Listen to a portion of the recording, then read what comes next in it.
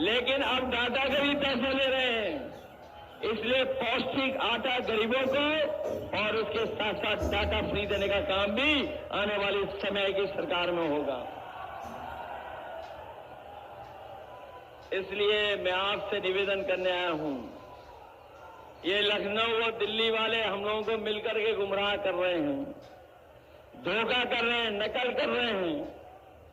आपको याद होगा जब समाजवादी सरकार थी तो हम लोगों ने इतना बड़ा लैपटॉप दिया था आपको, बहुत से बच्चों को मिल गया था, उसी की नकल कर करके ये सरकार ने बड़ा नहीं दिया, कितना छोटा कर दिया, इतना छोटा कर दिया और इतना घटिया दिया है कि आप उसमें उंगली घिसते रहो वो चलता ही नहीं है। आपकी एम्बुलेंस दी थी गरीबों के लिए गांव में पहुंच करके मदद करें और अपनी गर्भवती महिलाओं के लिए विशेष एम्बुलेंस दी थी। इन्होंने एम्बुलेंस तो खराब की है, लेकिन अस्पताल भी बर्बाद कर दिए। किसी गरीब का आज सरकारी अस्पताल में इलाज नहीं हो पा रहा। और ये दिल्ली वालों ने 10 साल में और उत्तर प्रदेश की सरकार ने 7 साल में कोई भी एक ऐसा जिला अस्पताल नहीं बनाया जिसमें हमारे गरीबों को फ्री इलाज मिल जाए, दवाई मिल जाए और सब तरह का उनको सुविधा मिल जाए। कोई इंतजाम नहीं किया। ये जो 100 नंबर वाली पुलिस बनाई थी हम लोगों ने, 100 नंबर वाली पुलिस बनाई थी, गाड़ी दी थी हम लोगों ने, वो गाड़ी भी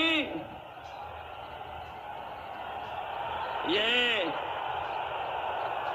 वो नौजवान हमें दिखाई दे रहा है जिसकी ताकत में दम है। ये अग्निवीर नहीं, फौज के लिए पक्की नौकरी के लिए पक्का है। ये दोनों हाथ से पकड़ो बेटा, नहीं गिर जाओगे अभी दूसरे हाथ से। सबने देख लिया तुम्हारी हाथ में बहुत ताकत है, सबने देख लिया। और ये ताकत हरे के हाथ में नहीं होती है, इतना कोई नहीं चल सकता है। ये तो फिजिकल यूं ही पास कर जाएगा, इसको जरूरत नहीं है और किसी चीज की। तो इसलिए मैंने कहा कि हमारे गांव के और गरीब नौजवान इतना मजबूत है शरीर से कि उसे पक्की फौज की नौकरी मिलनी चाहिए। इसलिए अग्निवीर नहीं स्वीकार करेंगे, हम लोग पक्की नौकरी देना चाहेंगे। इसलिए इस समय हम आप सबसे अपील करने आए हैं, अपने सभी प्रतापगढ़ के साथियों से अपील करने आए हैं, निवेदन करने आए हैं। ये आखिरी में इसका समर सॉल्ट था, ये जो आखिरी में मारा इसका समर सॉल्ट था। इसलिए प्रतापगढ़ के अपने सभी साथियों से मैं निवेदन करने आया हूं, बताओ इस चुनाव में सावधान रहोगे कि नहीं रहोगे? सावधान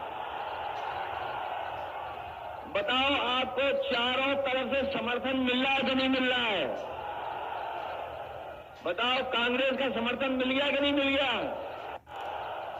अपनी आप पार्टी का समर्थन है कि नहीं है? और जो लोग थोड़ा बहुत नाराज रहते थे आजकल वो भी साथ आ गए कि नहीं आ गए? बताओ, आपकी सब तरफ से मदद हो रही है कि नहीं हो रही? और जो बीजेपी वाले सांसद हैं वो रो रहे हैं कि नहीं रो रहे हैं? वो रो इसलिए रहे हैं कि इस बार प्रतापगढ़ से वो लाखों वोटों से हार के जा रहे हैं।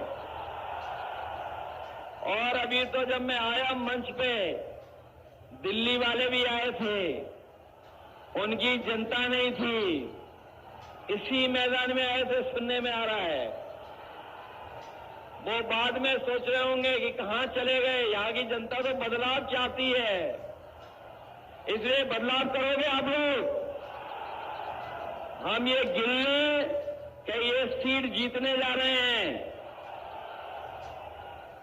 इस बार तो 6वां 7वां चरण पूरा भारतीय जनता पार्टी को सफाया करता हुआ जा रहा है, कोई नजर नहीं आ रहा।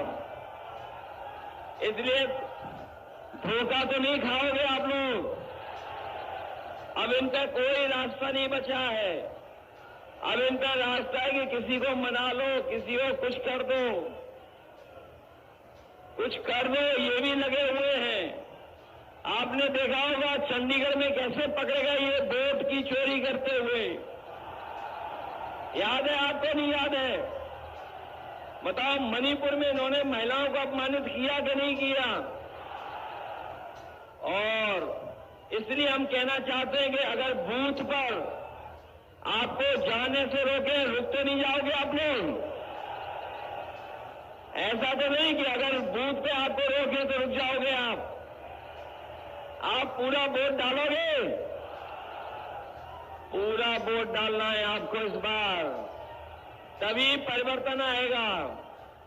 इसलिए हम आपसे अपील करना चाहते हैं कि जहां ये चुनाव हमारे आपके भविष्य का तो है ही है, लेकिन ये चुनाव हमारे आने वाली पीढ़ी के भविष्य का भी चुनाव है।